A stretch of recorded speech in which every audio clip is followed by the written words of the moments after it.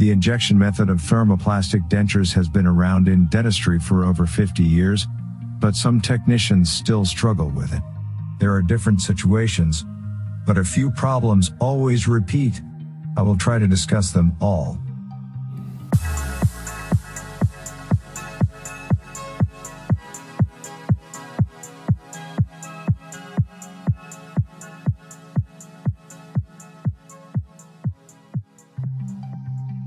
Before recording, I checked the statistics, and the opening of the cartridge is the most common problem I encounter in my practice. The command to lower the temperature always eliminates this problem. When it happened that the prosthesis injection failed, hardly anyone wonders why it happened, whether the prosthesis is properly modeled, whether the channels have the right shape and cross-section. There is a reflex reaction. Injection failed. Conclusion: the material did not melt. Action to raise the temperature. After raising the temperature several times, because the injection failed again, we reach the boiling point, the material starts to boil, and the cartridge breaks. You put in a new cartridge, the same, the next the same, then, most often nervous, you just start looking for the cause. Meanwhile, there is a simple method that allows you to clearly assess whether the failed injection was the result of failure to melt. It is enough to cut open the cartridge and see the structure of the molten material. If you can see clear plastic granules separated by gaps, the material is unmelted. If the surface of the material in the cartridge is smooth, the melting process was right. The cause of the failure must be looked for elsewhere. Try not to overheat the material because the defects of the overheated denture are very serious, that is, the bursting of the cartridge and the outflow of the material. This is the smallest problem because we do not have to repeat the whole work.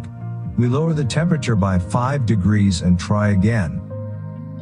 Pores in the denture, unfortunately denture to be repeated. Color change can be accepted, but this defect is related to another problem, which it is weakness in strength. The denture may crack. Boiled material loses its cross-linking and becomes brittle. A problem for all technicians, doctors, and patients. If you find that the injection failure is evidently due to incorrectly set melting parameters, try to extend the time first and treat raising the temperature as a last necessity. But if the material is molten and the injection failed, what could be the cause? I was able to identify as many as 10 cyclical errors made by technicians. Let's take a look at them. Start looking for the reasons of failure with the simplest things.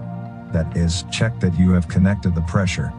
It may happen that you did not check the pressure at the time of injection. When you turned on the compressor, the pressure was okay, but it could happen that it came off the compressor due to some leakage. Remember that the disadvantage of compressors is unstable pressure. If you set a value of, for example, 8 bar on the compressor, there is no guarantee that it will be so during injection because the pressure drops and the compressor turns on only, for example, at 6 bar, so you are never sure what the pressure is at exactly the moment of injection. Compressor on-off values can be set, but there is always some pressure drop. There may also be a situation where your colleague used compressed air for sandblasting, and at the time of injection the pressure on the injection machine was much lower. On the other hand, when you use a cylinder, you often forget to unscrew it. After the injection is finished, you turn off the cylinder. When re-injecting, the gauge shows the correct level because the pressure remains in the lines. But at the time of injection there is too little pressure to fill the actuator. Always check the pressure exactly at the time of injection. With a large denture, it may happen that the cartridge runs out of material. Look at the cartridge. If it is heavily crushed, there is no plastic in it. Cut open the cartridge. If there is no material inside the shell, the denture was too large and there was not enough material to fill it. Try to model a thinner denture plate. Cut the model and place the denture as close to the flask channel as possible to keep the channel length to a minimum. The plastic in the ducts is a waste of valuable material. The main cause of injection failures are improperly modeled channels. So let's discuss what to look for when designing an inflow system. Excessively thin channels. This is one of the most common errors. The channel should have a uniform cross-section along its entire length. For the flowing material, the channel is an ordinary pipe. If you reduce it, you will also reduce the flow of material to the plate. The channel has as much bandwidth as its thinnest point. Most often, you cut the channel where it sticks to the plate. If the injection was not successful, cut the denture with the channel and measure its diameter. It should be uniform along the entire length of the channel. The narrowing of the channel may also occur as a result of improper installation of the model in the flask. If you mount the model too high or too low, the lumen of the channel may decrease due to a kink at the edge of the box. The edge of the can model should be flush with the bottom edge of the inflow opening. The channels must be oriented in the direction of the flow of the material and fixed at the beginning of the plate to facilitate filling the mold. Therefore, do not model them at right angles or too deeply. I strongly recommend using one channel. In the case of full dentures, an additional auxiliary channel can be added.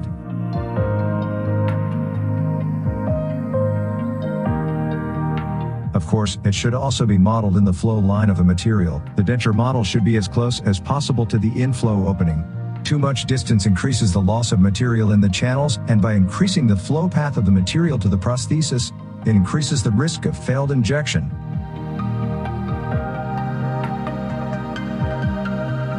If you are using two channels, make sure that they have the appropriate thickness. We have to use math in the formula for the area. If the main channel has a diameter of about 10 millimeters, the sum of the channel cross-sections should not be smaller. As a rule, you use channels with a maximum diameter of 5 millimeters. As the calculations show, it is even 50% too little. By using thin channels, you increase the risk of failed injection at the beginning. To ensure optimal transport of plastic from the cartridge to the prosthesis, the channel should have a diameter of up to 7 millimeters. Nobody uses such because as there would be no material left for a prosthesis. So maybe it's worth giving 3 thinner channels?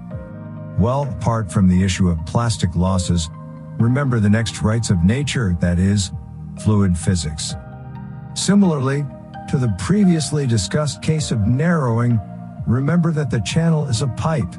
The melted material has no water consistency, but it is thick as tar and therefore has difficulties squeezing through thin channels. Even if there are more of them, 3 or even 4 small diameter channels have a lower bandwidth for a thick mass of plastic than one thicker. For this reason, the technique of modeling one channel is definitely more effective. We strongly suggest using one channel with a thickness of about 8 to 10 millimeters. If you model it properly, you improve the flow of the material because its diameter increases by the thickness of the denture plate.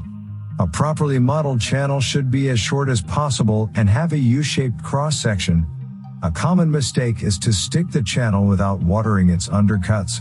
Then the channel does not fulfill its role because the material flows into the plate with too little area.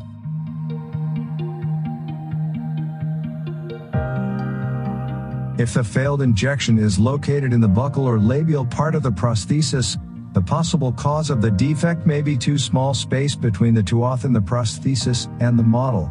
The space between the tooth and the model should allow the material to freely penetrate, that is, the minimum thickness of the denture plate is about 1 to 1.5 millimeters. The more of this space, the better, but the thickness should not exceed 3.5 millimeters. Cut the denture open in the area of the insufficiency and check the thickness of the plate under the tooth. If it is too small, improve the tooth preparation.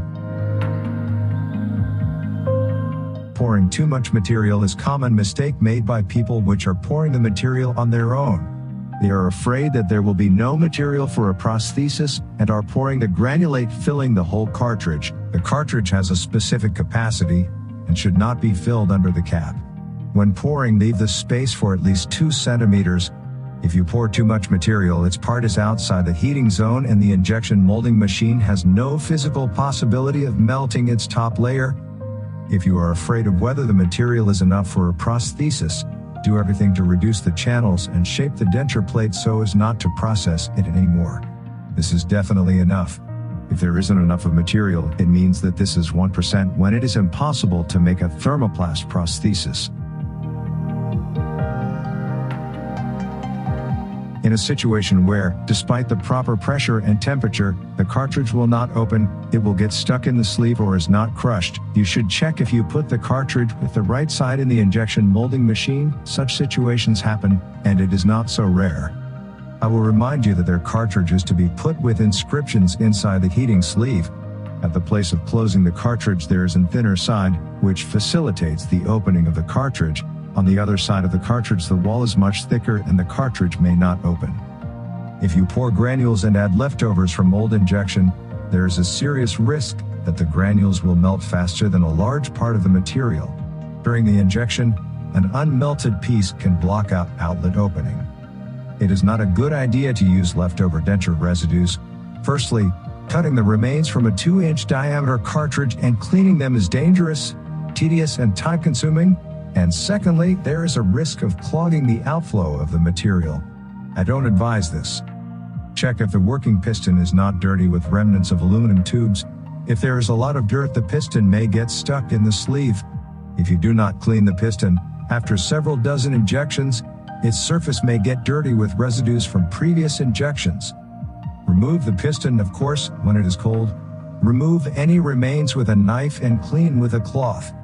Do not process the surface of the piston with cutters. This element is precise. If you destroy its surface will start to block more often. If the piston is used up, just replace it with a new one.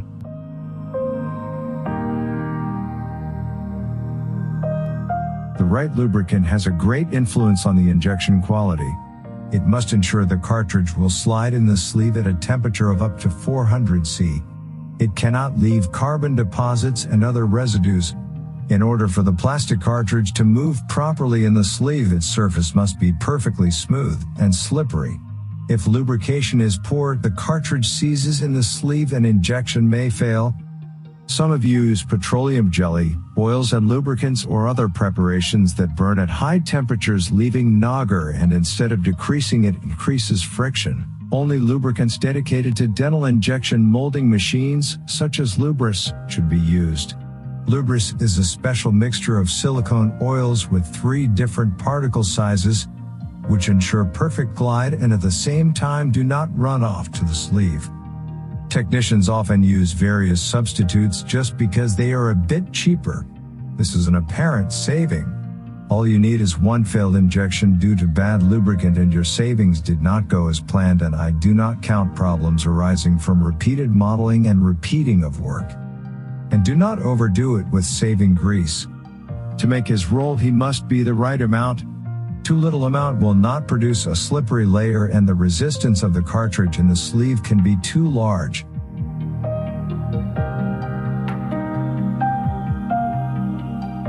The probability that your injection molding machine underheating is minimal.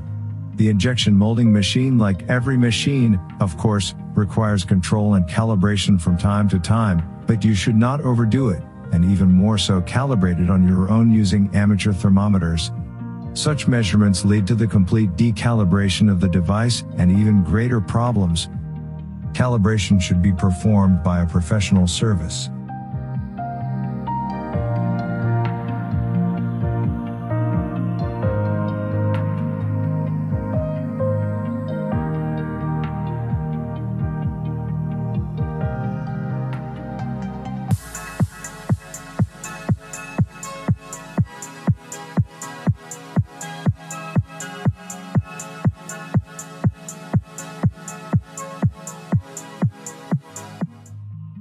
As we know, during the production of a traditional acrylic prosthesis, the polymerization process of polymethyl methacrylate takes place.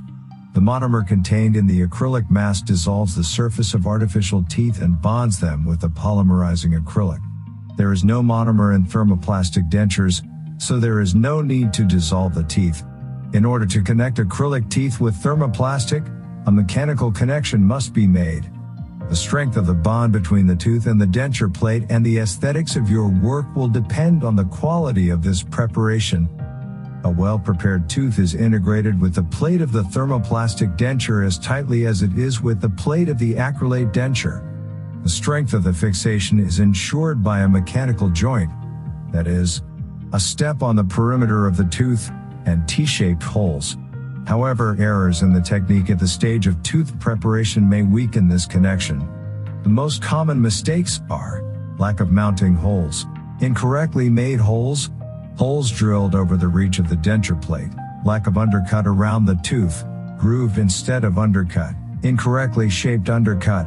As you can see, there are quite a lot of possible mistakes during tooth preparation. Let's start with the holes.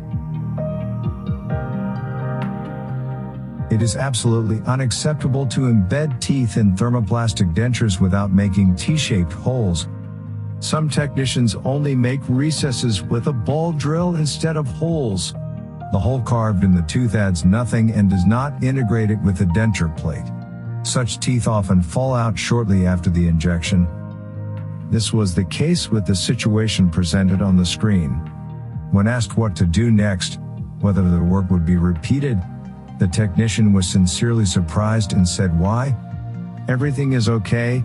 I will paste my teeth with acrylic and take it to the practice. I've been doing this for years. Just horror."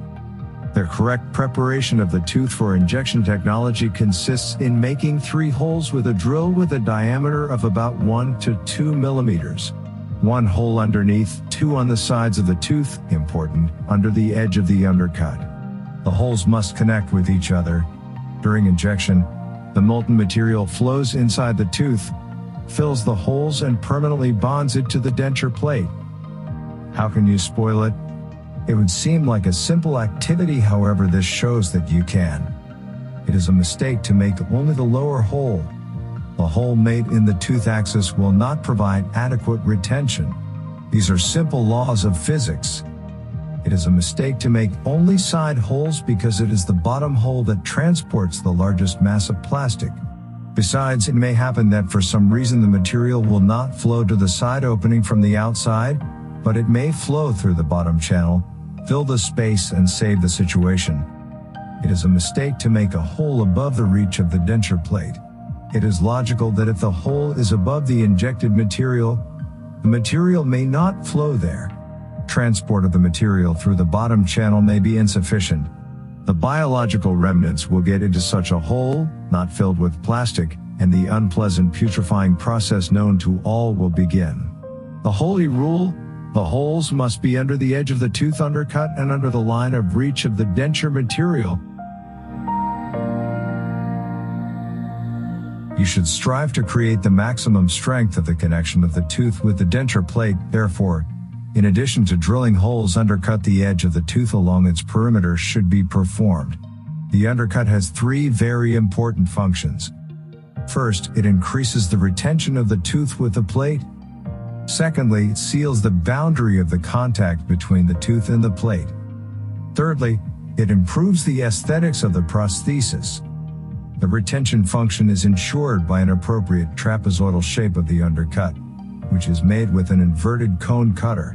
The trapezoidal shape, narrower at the top and wider at the bottom, increases the fixation of the tooth in the denture plate. It is a mistake to make an undercut with straight walls. Such a step will not fulfill the retention function.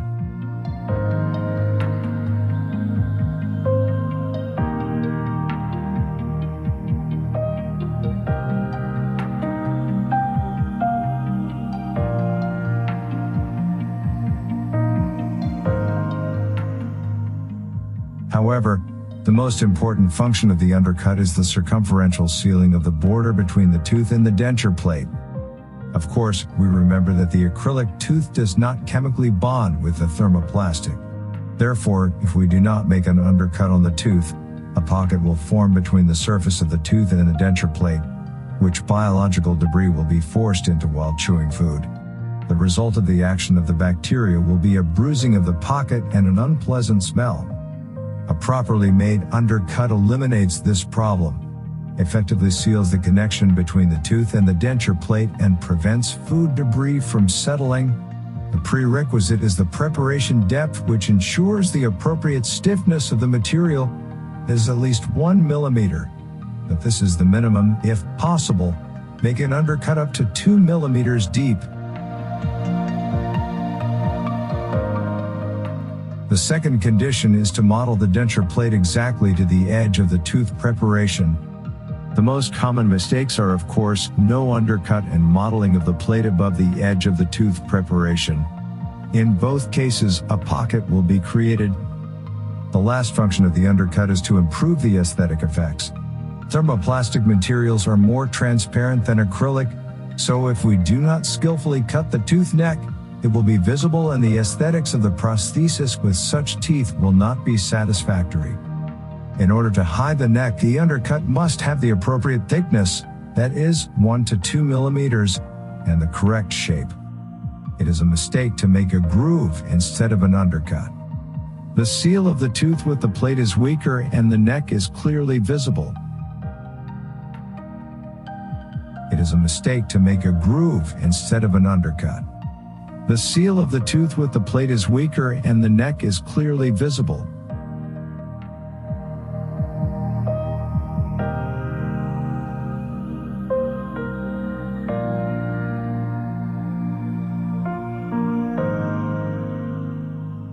At this point, I would like to point out the attention to the appropriate length of the tooth. In traditional technology, during flasking, the teeth are put on acrylic, so the distance between the tooth and the model does not matter. In the injection technique, the distance between the tooth shaft and the gypsum model should be large enough to ensure a free flow of the injected material from the side of the channel to the buccal labial part.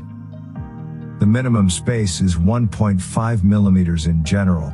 The more the better.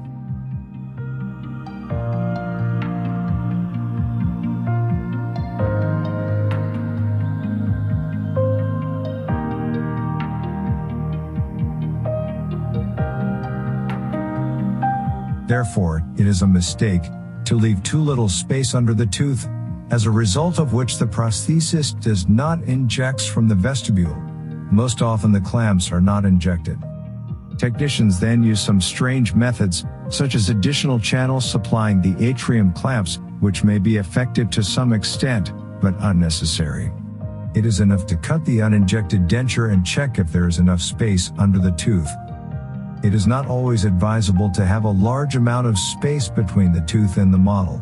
Well, in the case of a strong disappearance of the ridge, there is a situation where the patient's atrophy of the ridge has to be supplemented with material. First, it is a large waste of material, and we must remember that we are limited by the capacity of the cartridge. Secondly, a technologically unfavorable system is created.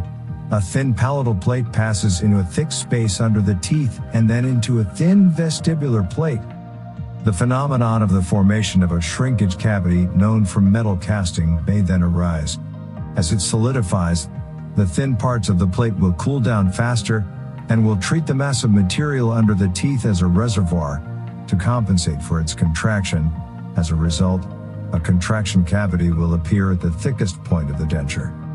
When modeling a denture with a strong atrophy of the process, it is worth leaving a sufficiently long tooth shaft.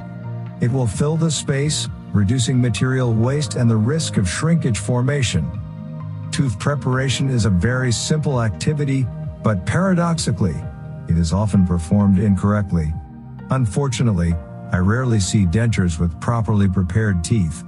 I have the impression that technicians underestimate the role of tooth preparation, while the impact of properly prepared teeth on the quality of the denture is important.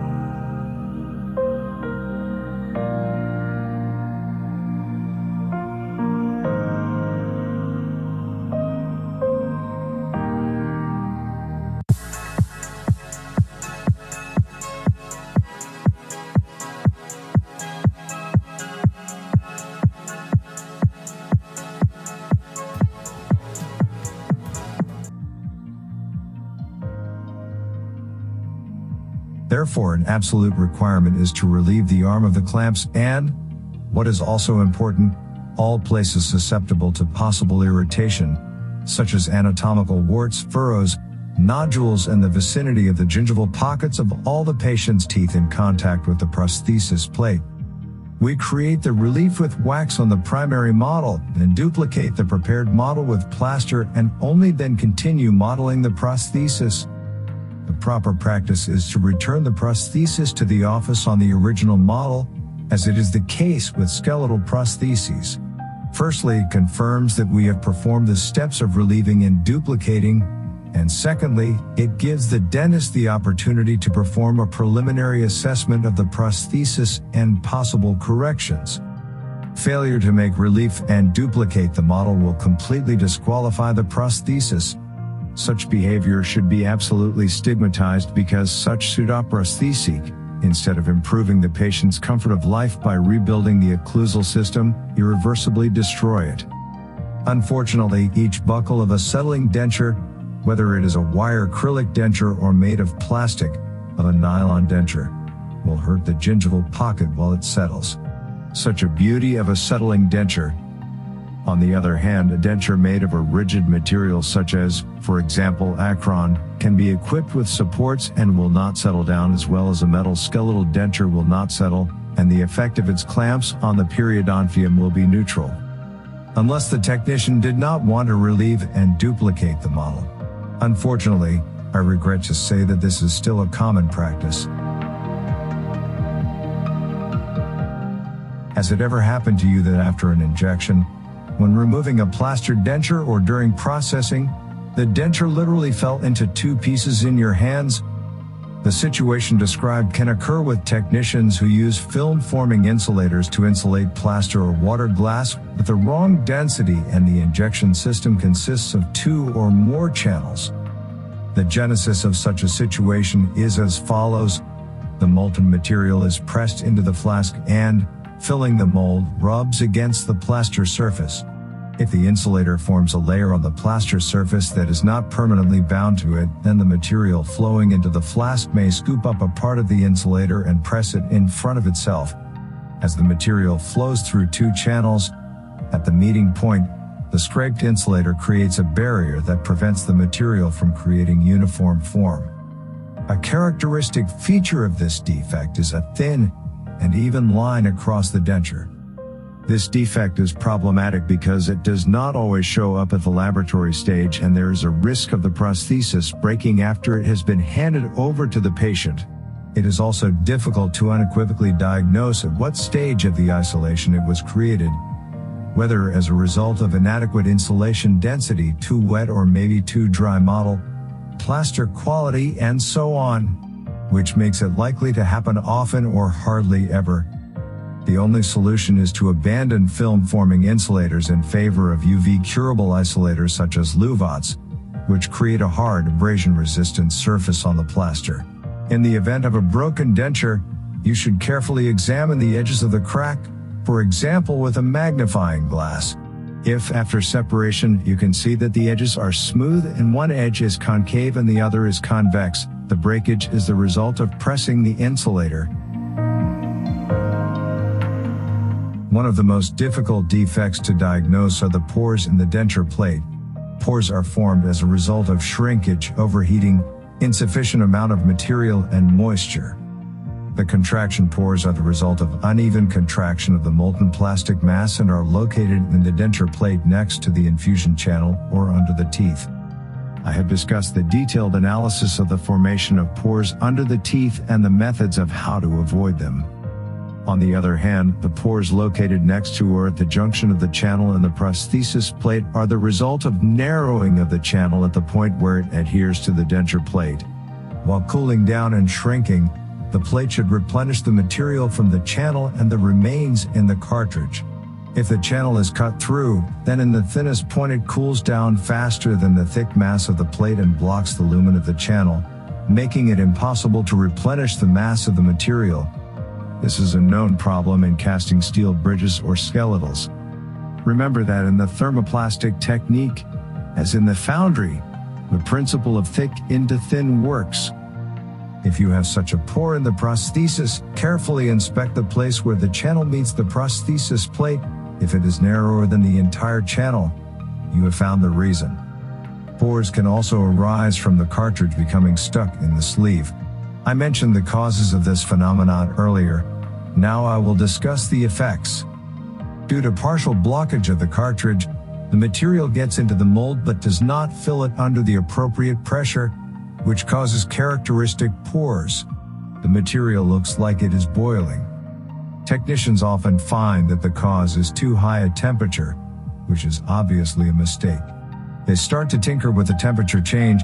They try to calibrate the injection molding machine, which results in chaos and total problems with the injection. And it was enough to use the right lubricant, for example, and it would be over. The last type are pores formed as a result of moisture in the material. Most modern thermoplastic materials have minimal absorbency, but the laws of physics cannot be deceived and, unfortunately, condensation cannot be eliminated. Perhaps some of you have come across a recommendation not to turn on electrical appliances immediately after bringing them from a cold room to a warm one. This recommendation is caused by the phenomenon of moisture condensation, which may appear on the electronics board and may cause a short circuit and failure.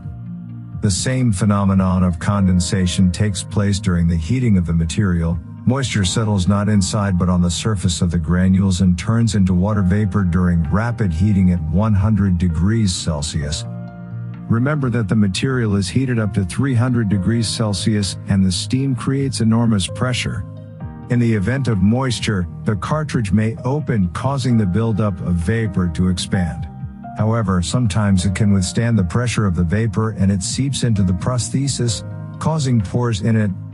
The technicians who self-pour the granules into the cartridge are most likely to experience bursting of the cartridges and forming of pores. In the conditions of a prosthetic laboratory, it is not possible to ensure 100% tightness of an open package with granules. The only solution is to use factory-dried and sealed and hermetic cartridges.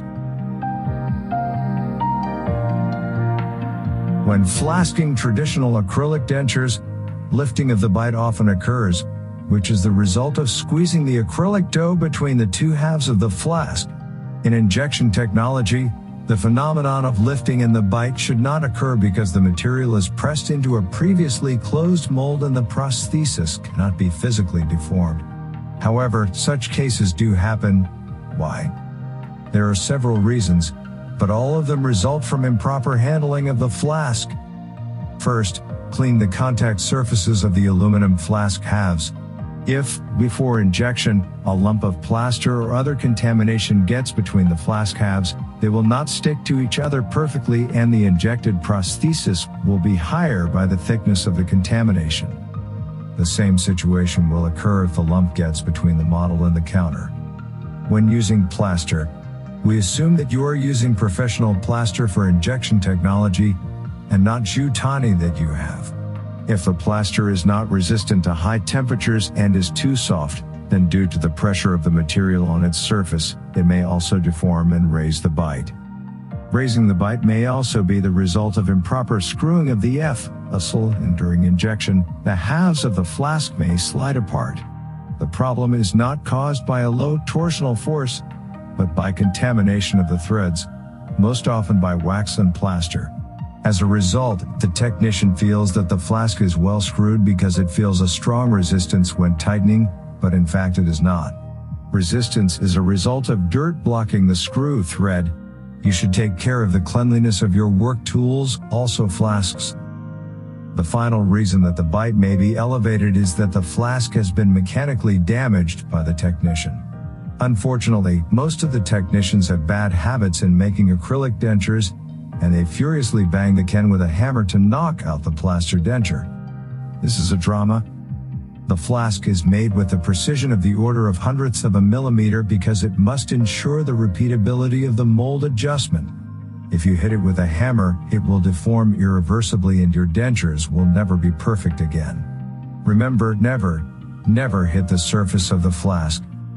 Before pouring the plaster, it is enough to coat the inside of the flask with a thin layer of the Isoflex type insulator. After injection, you can easily release the plaster by gently striking the hole. If you work on broken and deformed flasks and you want your dentures to be fit and precise, absolutely replace the flasks with new ones and do not destroy them anymore.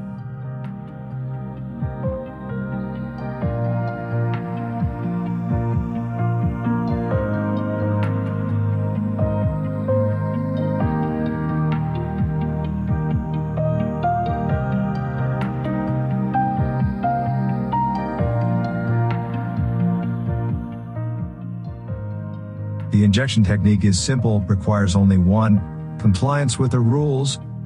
Do not make your life difficult by approaching work in a style and why I will drill 3 holes in the tooth, I will do 2, or why some milling of the undercut in the tooth, I will make a groove with a rose, and it will also be beautiful. Well, no, it won't, but sooner or later you won't succeed and you will lose a lot of time. All the problems I have discussed are the result of the creativity of some technicians, diligently looking for shortcuts, skipping unimportant, in their opinion, stages of work, finding apparent savings and substitute materials. They can be avoided in a simple way. Work according to the manufacturer's recommendations, in accordance with the principles of professional art, and use appropriate auxiliary materials. Then your prostheses will be perfect.